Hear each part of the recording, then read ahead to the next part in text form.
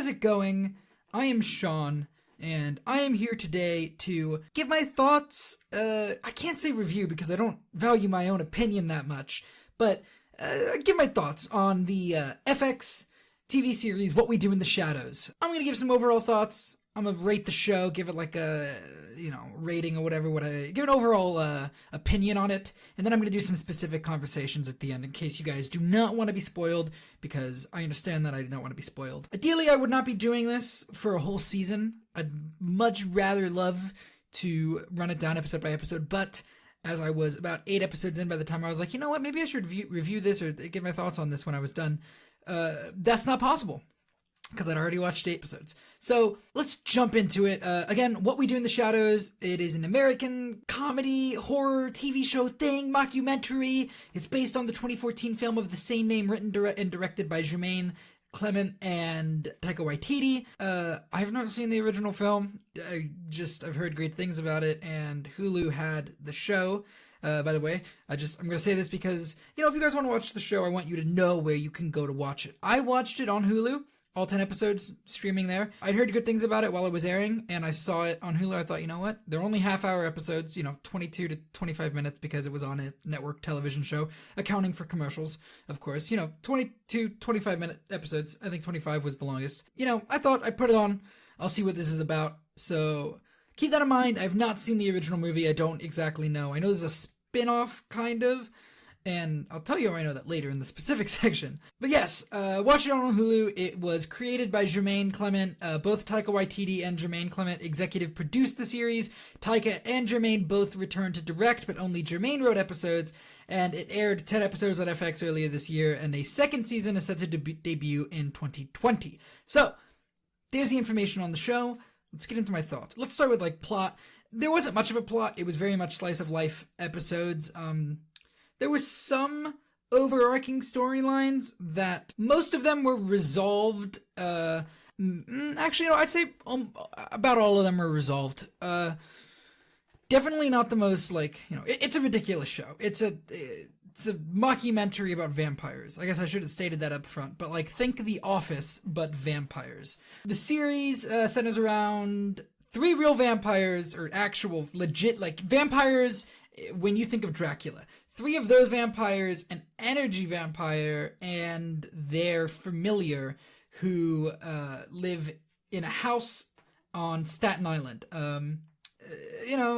All the characters are good. All the performances are good. The standouts for me, of the main cast, Matt Berry as Laszlo was probably the standout, but also Mark Proksch, I probably butchered his name. He was on The Office for maybe 2 seasons or so. But he played Colin Robinson, who is the energy vampire, and he was also incredible. He might have been my favorite character. It was either him or Matt Berry as Laszlo. Those 2 were the standouts of the main cast. It also had, I'm going to butcher these names as well, Kevin Novak as Nandor the Relentless, Natasha, I think, Dimitru as Nadja, and Harvey Gulian, again, I butchered these names, I'm sorry, as Guillermo, who was the familiar. They were all good. Those 3 specifically were good, but of the main cast, definitely Matt Berry as Laszlo and Mark Proksch as Colin Robinson were my 2 favorites in the show. The supporting cast had some standouts. Beanie Feldstein, who you might know was in Booksmart earlier this year. She played a girl named Jenna, and I do not want to say anything right now about her because her storyline is so good and was so unexpected. And then there was Jake McDormand, who played Jeff Suckler, and again, he was also awesome. I'm not going to say much about him because I do not want to spoil it. Most of the humor, moving on from the cast, most of the humor landed for me, but there was some stuff that was just a little too out there for me, and I'll touch on that when I get into the specifics. It's a very weird show. It's a mockumentary about vampires, so, it's a very weird show. Almost every episode landed for me, besides maybe 2, maybe 3 did not land of the 10 for me, perfectly. They all landed, but 3 of the 10, not as steady on the landing. And the last thing I want to touch on real quick, just vaguely, effects were great. The costumes and the makeup were fantastic. fantastic, and there were some visual effects when it comes to like the transformations into bats because they're vampires and flying that actually worked really well. I thought they were really good. Overall rating, real quick. Number ratings are arbitrary. So what I'll say is that I'm gonna watch season 2 when it airs on FX next year, but I'm probably not gonna rewatch this first one. So that's what I think of the show broadly. If you do not want to be spoiled, because I'm gonna get in depth now about this, do not listen any further. So I'm gonna give you guys like 5 seconds. 5, 4, 3, 2, 1. Okay, so here we go. I'm gonna run down first of the cast people I mentioned. I'm gonna give my favorite moments of them.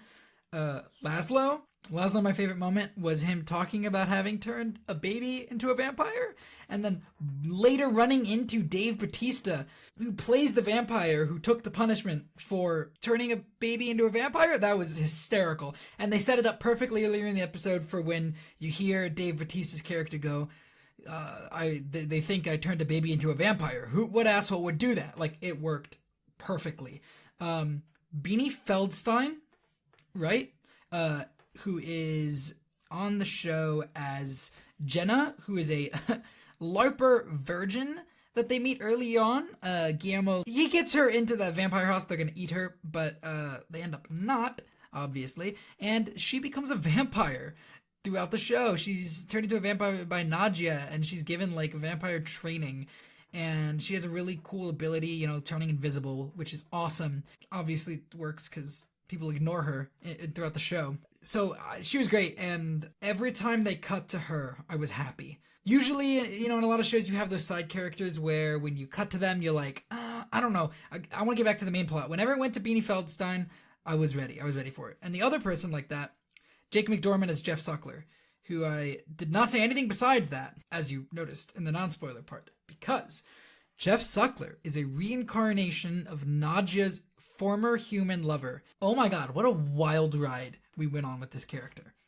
Nadia's creeping on him, he's really not sure what's going on about that. She unlocks his memories, he goes a little crazy, and then at the end, it pays off beautifully when he breaks out of the mental facility he's in to find Nadia, and it's revealed that Laszlo was the one that had been killing him. Because the whole thing, Jeff Suckler is killed over and over and over and over again. He keeps reincarnating, finding Nadia, getting his head chopped off.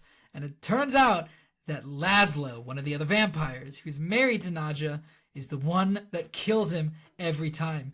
And they have a conversation. You think it's over. You think that Laszlo let Jeff go, and he did. Then Jeff gets decapitated by some wire. He just drives right into the wire, and it's just decapitated. It's awful. It's so funny, and it's great payoff for that storyline. And really quick, Colin Robinson, best scene, the episode where he is at the office, and there was another type of vampire there, the emotional vampire. Because, Colin Robinson's whole thing, I'm speaking very vaguely about this because I assume if you're listening at this point, you've watched the show. But I should explain in case you haven't, you just don't care about spoilers. Colin Robinson is an energy vampire, which means that he just drains humans and vampires of their energy by boring or enraging them. He has super boring conversations. Office talk, talking about the weather, talking about sports, but not in an interesting way. And he meets another vampire, a type of energy vampire who is actually a emotional vampire. Evie Russell, which EV, energy emotional vampire, Evie Russell, yeah. So, but she makes people sad and drains their energy that way. And they have this big face-off in an episode. I don't remember which episode it was exactly, but they have a big face-off, and that was really, really good as well. So those are like my favorite storylines or like bits of each of the characters. Guillermo and Nandor had a good relationship, but I think it was a little surface level. I don't think they really explored it too much. Guillermo they explored, but they explored Guillermo and his feelings toward Nandor, but I'm not sure that we got enough of exactly how Nandor feels back to Guillermo. Guillermo obviously very much wanting to be turned into a vampire by Nandor. He's definitely not those feelings aren't exactly being reciprocated. There are some minor moments throughout the series, but there was not a whole lot of resolution on it. I guess that's probably going to be a continuing plot since they're doing season 2. Everybody else, I think, their relationships with each other worked a little bit better than those two's. Let's see, what else? Oh, yes, I earlier mentioned that there were about 3 episodes that didn't land perfectly for me. Those episodes were Animal Control, Citizenship, and I'm not going to say the word, but the blank, it's episode 9. You can fill it in. Episodes 5, 8, and 9, respectively, to those, which I mentioned. They didn't land 100% on their feet for me. They were still good. I still enjoyed them, but they didn't land 100% for me. It's just, it wasn't great. They weren't the best episodes of the series for me. In terms of effects, which I mentioned earlier, the Baron was my favorite. I don't know if that was CGI. It didn't look like it. It looked very real. His makeup was fantastic, and just the costumes and makeup department in general for the vampires was really good. I'm trying to think if there's anything else I want to talk about. I've already gone through all of my notes. I don't really think there's anything else I want to talk about. If I was doing this episode by episode, I'd get a lot deeper into the plot, but I don't like. I'm alright. I was 8 episodes in when I decided to do this, so if I do this for other shows, I'll have I can do it episode by episode. I do want to real quick cameos. Lots of cameos. I'm just going to do my standouts. Nick Kroll is in this show as Simon the Devious. He's a vampire who rules over the Manhattan vampires and has a nightclub in Manhattan. There's Dave Bautista, who, again, like I told you earlier, framed by Laszlo. His character's name is Garrett. Taika Waititi plays Viago from the original film. I love Taika Waititi. So him showing up was like, that's Taika Waititi. Tilda Swinton is in the show as Tilda, the leader of the Vampire Council, which that thing is filled with cameos of people that are just like playing themselves as vampires. Danny Trejo is a member of the Vampire Council, just Danny. And finally, Wesley Snipes as Wesley the Daywalker, a half-vampire member of the council who Danny thinks is a vampire hunter. It's just a Blade reference. And he just Skypes into the call either. He's not there. He Skypes in. It's great. It's really good. Yeah, I think that's all I've got to talk about for this. Again, I'm probably not going to rewatch season 1, but I will watch season 2 when that comes out on FX. I'll watch it as it airs. I'm trying to think if there's anything else I want to say. Not really, so I'm just going to give you guys, if you want to listen to more of these, hopefully I make more of these, follow me at Shawn_AFK on Twitter. I'll put links in the description. We're on Podbean, Apple Podcasts, Google Play. It's uploaded on YouTube. I'll have links to the YouTube channel and the main Podbean channel on or feed in the description. But if you look for us if you search us in the Apple Store or the Google Play, or not the Apple Store, but the podcast app now, I guess is what it is. If you search for us on the podcast app, the Apple Podcast app, the Google Play Store, or not store, but Google Play Podcast. I don't know how Google works. I use Pocket Cast. It's an app. It's good. I search on there and it gets it through iTunes. So if you have Pocket Cast, you can find us on there. Just search AFK Cast. We got big pictures of big AFK, like in black lettering. It's really easy to find. And yeah, I hope you guys listen to other stuff. If I hopefully upload other stuff, I've got some ideas in the future, things I'm watching right now. I guess I'll say probably if I were to do something, it would be 13 Reasons Why, because I just started season 3. So if something pops up, it'll be that. So yeah, I guess stay tuned. I don't really know how to end this thing. So yeah, bye.